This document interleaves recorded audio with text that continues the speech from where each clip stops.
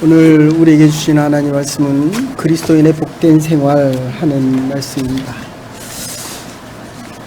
TV에 보면 세계 기행이라는 프로가 있습니다. 모든 사람들이 다 여행을 가보고 싶어 하고 갔던 여행에 대한 기억을 우리의 일생에 새기면서 새로운 새 출발을 합니다. 그런데 거기서 프로에 나오는 불교 지역에 주로 동남아시아 이쪽 지역에 가서 PD가 물어봅니다. 사원에 들어가서 절하고 나오고 기도하고 나오는 사람들에게 당신이 뭐라고 기도했습니까? 여러 가지 이야기를 했지만 그 중에 제일 많은 이야기를 하는 것을 보면 복받기를 원합니다. 어쩌면 저와 여러분들이 이 세상을 살아가면서 하나님의 복을 받기를 정말 간구하는지 모르겠습니다. 그런데 마찬가지로 이슬람 사원에서 기도하고 나오는 분들에게 물어봅니다. 뭐라고 기도하고 나오십니까? 복받기를 원합니다. 여러분, 오늘 이 자리에 뭐 하러 나오셨습니까? 우리는 하나님께 예배 드리러 왔습니다. 그런데 하나님의 복도 함께 받았으면 좋겠다라는 것이 저의 마음이고, 여러분이 정말 복된 사람으로 하나님의 그리스도인으로 살아가기를 정말 간절히 소원하며 매일매일 기도하는 여러분의 목회자의 심정인지도 모르겠습니다. 그래서 이 원래 복이라는 말, 바라크라는 말입니다. 하나님 앞에 나와 무릎 꿇는다라는 뜻입니다. 많은 사람들이 복을 쟁취하는 줄을 압니다. 복을 받겠다라고 하면서 내가 복을 지나가는 복을 아니면 이 세상에서의 오복을 이야기하라고 하면 첫 번째는 수를 얘기합니다. 오래 사는 것입니다. 그리고 복된 삶을 살기 위해서 바로 이 두 번째 잘 사는 것입니다. 세 번째는 강령이다 라고 이야기를 합니다. 강령은 육체가 건강하고 마음이 편안한 것을 이야기합니다. 넷째는 유어덕을 이야기합니다. 많은 인생을 살았을 때 정말 많은 사람들이 나에게 나의 인생에 덕이 있는지 없는지를 보고 그 사람을 역사책에 기록합니다. 근데 많은 재산을 가졌는데 너무 인색한 사람들이 있습니다. 오래 살았음에도 불구하고 나는 저 사람처럼 살고 싶지 않다. 덕이 없다는 것입니다. 그리고 마지막으로는 명대로 살다가 복이 좋게 죽는 것을 이야기합니다. 그러나 오늘 이 본문에 나온 내용을 보면 지금 1절부터 6절까지 28장 1절부터 6절까지는 개인에 대한 복을 이야기합니다. 그리고 7절부터 14절까지는 국가적인 복, 사회적인 복을 이야기합니다. 그리고 15절부터 19절까지는 저주를 이야기합니다. 심판을 이야기합니다. 그래서 신명기 28장에 보면 하나님께서 이렇게 이야기합니다. 내가 너희에게 축복과 저주를 두었다. 선택을 너희가 하라. 여러분, 복된 인생을 살아가고 싶으십니까? 아니면 심판 속에 살아가고 싶습니까? 저는 복되게 살고 싶습니다. 얼마 남지 않은 인생이지만 정말 하나님의 축복 가운데. 그래서 야베스는 기도할 때 대상 4장 10절에 보면 이렇게 하나님 나에게 복을 더 허락하여 주시옵소서. 그래서 나의 지경을 좀 넓혀 주시옵소서. 이제 우리가 목요일부터 노스웨이에 가서 같이 성경 공부를 합니다. 잊지 않는 영혼을 위하여 함께 하나님의 복을 나누기를 원합니다. 오늘도 교회에 새로 오신 분이 있습니다. 지난주에도 새로 오신 분들이 있습니다. 이분들에게 그리스도의 복이 얼마나 소중하고 값진 것인가 보면 구원에 대한 이야기입니다.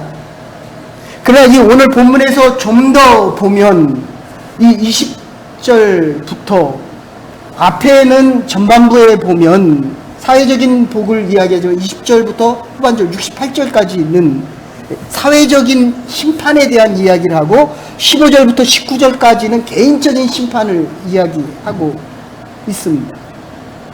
결론부터 먼저 말씀드리면 하나님께서 우리에게 복을 주실 때 이 복이 구체적으로 7절에 나와 있습니다. 오늘 길어서 안 읽었는데 7절에 이렇게 이야기합니다. 너희들이 복을 받게 되면 인생을 살아갈 때 꼬리가 되지 말라는 겁니다. 머리가 되라는 것입니다. 그런데 머리가 되기 위해서 하나님의 말씀을 듣고 행할 때에 14절에 좌로나 우로나 치우치지 말라는 것입니다. 그럼 우리 잘 되면 얼마나 기뻐하고 감사합니까? 그리고 내가 잘 될 때 얼마나 자랑하고 싶습니까? 이 자랑을 모든 사람들에게 다 이야기하고 싶어 합니다. 그런데 사람이 항상 잘 됩니까? 좋은 날도 있고 나쁜 날도 있죠. 제가 아침에 운동을 하다 보면 비가 막 내립니다. 근데 조금 있으면 해가 막 뜹니다.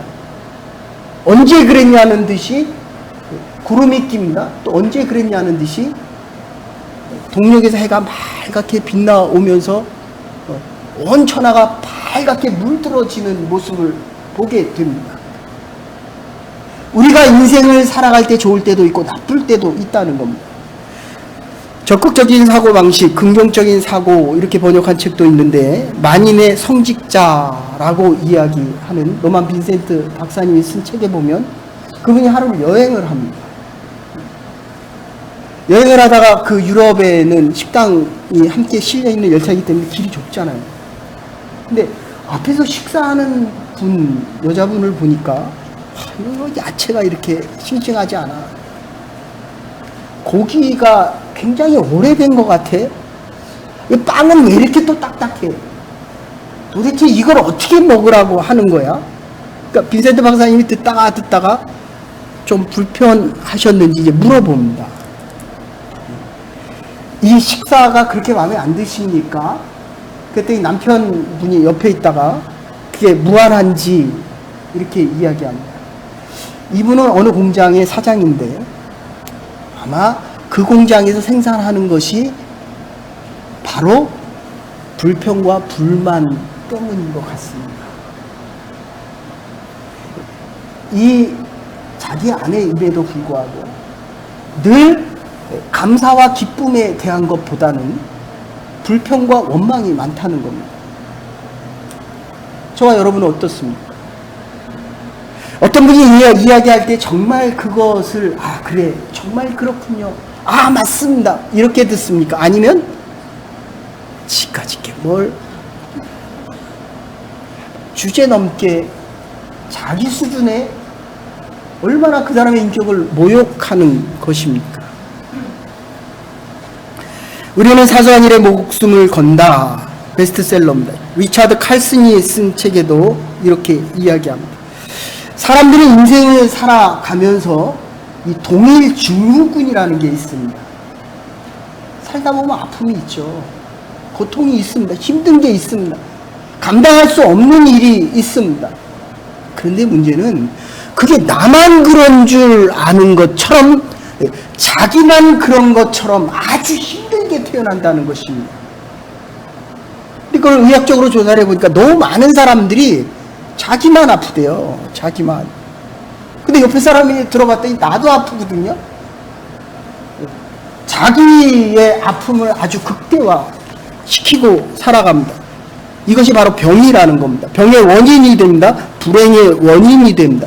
요 문제만 해결이 되면 내 모든 문제가 다 해결되겠다라고 이야기하는데 그 문제가 해결되면 또 다른 문제를 또 원하고 있는 내 스스로의 모습을 보게 된다는 것입니다. 정말 이것만 이루어진다면 내가 소원이 없겠다라고 했는데 바로 그게 불행의 씨앗이 되고 있다는 것입니다. 버트란드 러셀의 행복론에 보면 자기 자신의 힘을 겸허하게 평가하고 자기 자신의 힘과 존재를 아주 겸손하게 평가할 때 행복의 근원, 복의 근원은 바로 여기서부터 온다는 겁니다. 좀 죄송한 얘기지만 이 목사가 얼마나 덜 됐는지 옛날엔 제가 설교를 잘하는 줄 알았어요. 그런데 내가 이렇게 그때 막 2, 300명 모일 때도 내가 이런 교회에서 목회하려고 이 정도로 열심히 살고 하루에 3시간, 4시간 자고 이제까지 달려왔나? 깜짝 놀랐어요. 내가 이 정도밖에 안 되나? 근데 이제 와서 좀 철이 들고 신앙에 철이 드니까 야, 나 같은 사람이 이런 데 와서 하나님의 말씀을 전하고 하나님의 사람으로 그래도 믿음을 지키고 살아갈 수 있다는 게 얼마나 감사한지 모릅니다. 그 행복의 근원은 교만한 사람은 자기가 안 되는 것 때문에 끔찍끔찍 놀라는 거예요. 근데 이 겸손한 사람은 자기가 하고 있는 일에 대해서 깜짝깜짝 놀랍니다. 여러분 어떻습니까? 올해 부부가 같이 살다 보니까 어떻습니까? 이제 부부 생활을 해야 될 사람도 있지만 20년, 30년 살아온 사람, 제가 아주 자주 듣습니다. 내가 이렇게 살려고 이 여자하고 결혼했나? 그러면 남편은 똑같이 얘기합니다. 이게 내 남편이, 그러니까 자기의 부족함을 아는 사람은 행복하지만 자기가 부족하지 않다고 생각하는 사람은 살아가는 삶의 순간순간이 힘들다는 겁니다. 아까도 말씀드렸지만 그래서 신명기 11장 26절에 복과 저주를 두노니 너희가 선택하라 라고 말씀하십니다. 모세가 홍해에 손을 들어 홍해를 갈랐습니다. 하나님의 명령에 순종하였습니다. 홍해를 가를 수 있었고 모세가 손을 들 때 그 뒤에 함께 하시던 하나님의 손이 있었기 때문에 홍해가 갈라지는 것입니다. 저와 여러분의 삶에 그리고 선택과 걸어가는 과정마다 하는 그 일 속에 야, 이 일이 어떻게 일어나냐 라고 놀랄 때마다 그 뒤에서 하나님께서 역사하신다는 거예요. 내가 할 수 없는 일을 할 때마다 하나님께서 그 뒤에서 일하고 계신다는 겁니다. 저와 여러분들이 이 자리에 나와 그래도 믿음을 가지고 이 자리에 나와 예배 드릴 수 있는 거, 우리가 어떻게 믿음을 가지고 이 자리에 나와 예배 드릴 수 있습니까? 하나님이 우리의 뒤에서 역사하고 계신다는 것입니다. 어떻게 사람이 손을 들었는데 홍해가 갈라집니까? 복된 환경이 있는 것이 아니라 복된 자가 있다고 성경은 말하고 있습니다. 복된 사람이 있고 복된 존재가 있고 복된 의미가 있다는 것입니다. 그래서 복된 길이 있는 것입니다. 복된 자가 되면 그는 복된 길로 가고 복된 길로 가는 자에게 복이 따르게 되고 복을 얻으며 살아갈 수 있다는 것입니다. 저와 여러분들이 하나님 앞에 예배드릴 때마다 하나님 앞에 무릎을 꿇고 하나님이 주시는 그 복 때문에 복된 사람으로 살아갈 수 있는 하나님의 축복된 주의 백성들이 되기를 주의 이름으로 축원합니다. 하나님이 주시는 것입니다. 복 받으러 오는 것입니다. 하나님의 말씀이 나에게 들리나 안 들리나를 보는 게 아닙니다. 지금 그래서 오늘 본문에서 뭐라고 이야기합니까? 복된 길은 하나님의 말씀대로 사는 길이라고 이야기합니다. 1절에 하나님의 말씀을 듣고 내게 명하는 그 모든 명령을 지켜 행하면 6절에 들어와도 복 받는다는 거예요. 겸손하지 않은 사람은 들어와서 하나님의 말씀을 듣는 것이 아니라 자기 이성으로 평가하고 판단합니다. 여러분, 이 목회자가, 여러분들 한번, 제가 그래서 이게 장로교만 아니면 그러고 싶어요. 한번 돌아가면서 간증을 하고 돌아가면서 한번 자기의 신앙을 좀 얘기했으면 좋겠어요. 여기 올라오면 다 보입니다. S교회 K 목사님이 늘 목회 실습 시간에 그런 얘기 하십니다. 한동안 좀 오래된 드라마지만 태조 왕건이 나오는 거기에 관심법이라고 나옵니다. 이 사람을 보면 다 아는 거예요. 근데 목사가 2위에 올라면 다 볼 수, 어떻게 합니까? 저 사람의 인생을 하나님의 은혜와 섭리를 어떻게 합니까? 그러나 하나 분명한 걸, 하나님의 말씀을 듣는 것과 안 듣는 거는 아주 구분이 잘 됩니다. 저 사람이 딴 생각하고 있고 밖에 생각하고 집에다 두고 온 음식을 생각하고 이게 다 보입니다. 그런데 아주 정확하게 듣는 사람과 듣지 않는 사람들, 이게 보이는데 들어와도 복을 받고 들어와지 않아도 복을 받는데 그 전제가 뭡니까? 하나님의 말씀을 듣고 하나님의 말씀대로 행할 때에 복을 주시겠다는 것입니다. 세 번째는 이렇게 이야기합니다. 복을 받는 비결은 여호와의 말씀을 삼가 듣고, 원어상으로 표현은 이렇게 되어 있습니다. 아주 조심해서 듣는 것입니다. 놓칠세라 아주 주의하고 들어야 됩니다. 내 생각이 여기에 잘못되면 어떻게 하나? 내 생각 때문에 하나님 말씀이 나에게 잘못 들려지면 어떻게 하나? 잘못된 생각을 가지고 내가 말씀을 왜곡해서 들으면 어떡하나? 이런 마음으로 듣는 것을 삼가 듣는다. 내 욕심이나 이상이나 비판이나 이런 것을 다 비우고 아주 순수한 마음으로, 아주 깨끗한 마음으로. 오늘 우리 아이가 들어올 때 제가 쳐다만 봐도 막 즐거워서 막 들어오더니 제가 쳐다보니까 막 울려 그러더라고요. 한마디 더 하면 울겠더라고요. 그 아이는 아빠와 엄마만 손을 잡더라니까요. 지난주에 말씀드린 대로. 어린아이의 마음은 순수하고 깨끗합니다.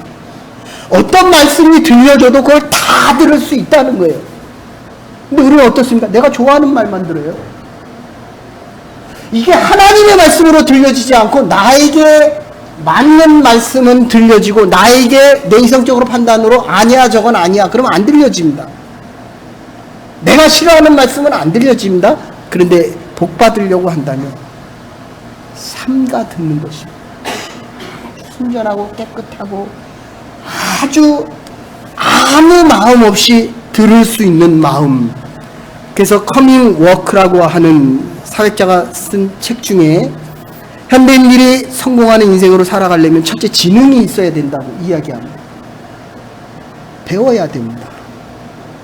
그리고 이 지능이 하나님의 통찰 속에서 지혜로 바뀌어야 됩니다.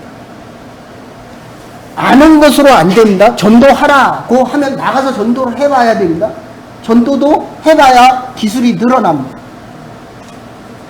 그런데 제일 중요한 건 네 번째 태도다. 하나님의 일을 할 때 여러분의 그리고 저와 태도가 어떻습니까? 하나님의 말씀을 들을 때 우리의 자세가 어떤 자세입니까? 하나님의 말씀이 정말 순전하게 들려집니까? 하나님의 말씀을 들은 대로 순종하며 살아갑니까? 복된 인생입니다.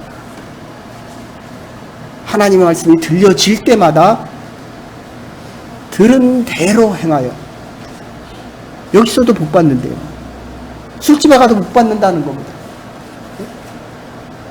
여기 있어도 저기 있어도 들어와도 나가도 지금도 앞으로도 영원히 하나님의 말씀을 들으며 복된 인생 살아갈 수 있는 주의 백성들이 될 수 있기를 주의 이름으로 축원합니다. 여러분 다 이해될 때까지 기다리지 마십시오. 우리의 병든 인생이 제대로 작동하지 못하기 때문에, 그래서 우리 로마서에서는 우리의 양심이 깨어졌다는 거예요. 깨어진 거울에 우리의 얼굴을 아무리 비춰보십시오. 우리의 얼굴이 이뻐 보입니까? 병든 우리의 이성이 제대로 판단을 합니까? 내 인생이 죄를 행하며 살아가는데 하나님이 아무리 많은 복을 줘도 그거를 나의 것으로 취할 수 있느냐 하는 것입니다. 내 경험이 나의 생각을 어지럽게 하는 것입니다. 다 잊어버릴 수 있어야 됩니다. 그리고 순수한 마음으로 하나님의 말씀을 들을 수 있어야 됩니다. 이성적으로는 납득이 가지 아니하더라도 이성의 비판을 누르고 하나님께서 믿음 주시는 그 마음으로 들을 수 있어야 됩니다. 그래서 F.B. 마이어라고 하는 박사님이 아주 중요한 얘기를 합니다. 하나님의 말씀을 들을 때 우리의 태도에 가장 중요한 것은 신앙이란 내 모든 것을 버리고 내 마음의 충동을 하나님께로 향하는 겁니다. 내 마음을 오직 하나님께로 향하는 겁니다. 내 삶의 태도를 오직 하나님께만 집중하는 것을 이야기합니다. 내 뜻을 하나님께로 향하는 것을 이야기합니다. 그래서 두 번째 이렇게 이야기합니다. 그러면 하나님께서 말씀으로 확증시켜 주신다는, 오늘 이 말씀을 들을 때 내가 복된 사람으로 살아갈 수 있다. 들어와도 복을 받고 나가도 복을 받고 하나님의 말씀을 들은 대로 행할 때에 하나님께서 너는 복되다 라고 하시면서 세상을 향해 내보내시는 것입니다. 우리의 몸과 마음과 생각이 전심으로 하나님을 향할 때 하나님께서 하나님의 말씀으로, 그래서 기도의 마지막 단계가 뭐라고 그랬습니까? 하나님의 말씀이 들려지는 거예요. 처음에는 내가 강구했지만 나중에 하나님의 말씀이 들려지는 겁니다. 하나님의 말씀이 들려져서 하나님을 향한 집중적인 여러분의 헌신과 결단이 하나님의 프로프 속에서 복된 하나님의 임서, 하나님의 백성으로 살아가기를 간절히 소원합니다. 세 번째, 더 중요한 얘기를 해요. 세 번째는 F.B. 마이어 박사님 이렇게 이야기합니다. 하나님이 프루프를 해주시면, 하나님 말씀으로 인정해 주시면 이제부터 사는 생활은 모든 환경이 내게 주시는 기회라고 생각을 합니다. 저와 여러분들이 이민 생활을 하고 이곳에 온 게 하나님이 주신 기회입니다. 야베스의 기도처럼 하나님 나에게 복의 복을 허락하셔서 더 넓은 지경을 허락하여 주시옵소서. 우리의 믿음을 통하여 여러분의 믿음의 헌신이 하나님을 향할 때마다 여러분의 자녀들이 더 넓은 지경으로 세상을 향해 하나님의 역사를 이루어갈 수 있는 하나님의 복된 백성들이 되기를 주의 이름으로 간절히 축원합니다. 기회입니다. 기회. 하나님이 주신 기회이기 때문에 하나님의 일을 할 수 있는 기회, 하나님의 영광을 드러낼 수 있는 기회이기 때문에 아브라함에게 가라고 할 때 아브라함은 갈 수 있는 것입니다. 애굽을 떠나라 하고 어디로 가라고 얘기 안 했어요. 그냥 떠나라 그랬어요. 떠나는 겁니다. 쳐라 라고 할 때 홍해를 쳤습니다. 그랬더니 갈라졌습니다. 건너가라. 제가 보니까 그 높은 한 2m나 넘는 거기를 그냥 어떻게 건너가냐는 거예요. 건너가라 라고 하니까 건너갔을 때 하나님의 이적과 기적을 보게 되었다는 것입니다. 1924년 파리 올림픽 때 제가 가끔 얘기하는 100m 경주가 있었습니다. 에릭 리라고 하는 당시 세계 기록을 100m 기록을 가지고 있었던 선수인데 그날 주일날, 보통 육상 마지막 100m 주일날 하잖아요. 근데 이분이 나는 예배 드리러 가야 된다. 나는 못 뛴다. 이랬어요. 얼마나 많은 사람들이, 매스컴들이 욕을 해야 되는지, 우리 지금 한국의 그 복잡한 상황들을 이야기하듯이 얼마나 많은 사람들이 비난을 했는지 모릅니다. 여러분 같으면 어떻게 하겠어요? 그 사람은 나가면 금메달입니다. 금메달을 따겠습니까? 제가 이런 경우 참 많이 나겠습니다. 박사 디펜스 하는데 주일날이었고 성교 가는 때였고 이럴 때 과연 갈 것인가 말 것인가. 근데 이 사람이 예배 드리러 갔어요. 그런데 400m 예배를 드리러 오니까 400m 뛰는 사람이 자기가 뛸 그 기회를 에릭 리에게 줬습니다. 한계도 지금 400m 선수, 계룡중학교 다니는 양모식이라고 하는 아이가 그 뛰는데 양예빈인 것 같은데 얼마나 잘 뛰는지, 아니 거의 한 400m 뛰는데 한 반 바퀴를 먼저 뛰더라고요. 근데 어쨌든 이 400m, 100m 달리는 선수가 400m를 뛴다는 게 이게 이해가 됩니까? 근데 어쨌든 뛰었어요. 근데 200m를 100m 뛰는 것처럼 뛰었습니다. 근데 나중에 400m 뛰는데도 100m 뛰는, 자기가 심장이 터지는 줄 알았답니다. 그래서 방송 기자와 인터뷰를 합니다. 어떻게 400m를 100m처럼 뛰었습니까? 200m는 나의 모든 것을 다 해서 뛰었고 나머지 200m는 하나님께서 뛰셨습니다. 여러분, 우리가 살아가면서 너무 변론하지 마십시다. 우리의 기회에 편승하며 살지 말아야 합니다. 주어진 일에 술수를 부리지 말아야 됩니다. 정직하게, 때로는 우직하게, 때로는 고집스럽게 말씀에 순종하며 살아갈 수 있어야 합니다. 말씀 그대로 순종할 수 있어야 됩니다. 그래서 오늘 본문에 성읍에서도 복을 받고 들에서도 복을 받고, 이 성읍이라고 하는 것은 마을입니다. 모든 사람들이 같이 와서 회의를 하는 곳이고, 이 들이라고 하는 것은 내 곡식을 추수하기 위한 곳이고, 내 몸의 소생과 내가 아무리 많은 돈을 벌고 재물을 가졌어도 자식이 없어요. 그래서 재벌들이 제일 좋아하는 게 자기 자식들이잖아요. 내 몸의 소생과 자손이 있어야 된다는 겁니다. 내 토지의 소산과 내 밭에 있는 모든 식물들도 잘 된다는 것입니다. 내 짐승의 새끼와 우양의 새끼가 복을 받을 것이요, 내 떡반죽, 내 광주리와 떡반죽 그릇, 언어상으로는 내가 세이빙할 수 있는 그 곳간도 하나님께서 복을 내리겠노라 라고 말씀하십니다. 복된 인생 살아가십시다. 하나님 앞에 나올 때마다 하나님께서 우리에게 복을 허락하실 것입니다. 창세기 49장 25절을 같이 보면서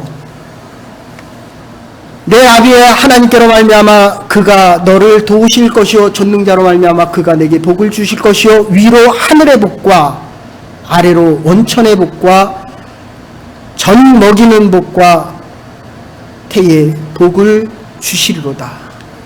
노동은 땅의 축복을 얻습니다. 기도는 하늘의 축복을 얻습니다. 하늘의 복이 저와 여러분의 삶에 하나님의 교회에 넘쳐날 수 있기를 주의 이름으로 축원합니다. 사랑과 은혜가 많으신 여호와 하나님 앞에 나와 예배드리며 하나님의 복을 받기 위하여 무릎 꿇으며 복된 하나님의 백성으로 살아가기를 원하는 주의 백성들에게 한없는 축복을 허락하여 주시옵소서. 들어와도 복을 받고 나가도 복을 받고 하나님의 말씀과 명령대로 행할 때마다 한없는 복의 근원으로 살아갈 수 있는 복된 하나님의 백성들 될 수 있도록 은혜와 긍휼을 베풀어 주시옵소서. 예수 그리스도의 이름으로 감사 기도 올리옵나이다. 아멘. 오늘 주신 말씀 생각하면서 찬송가 455장을 하나님 앞에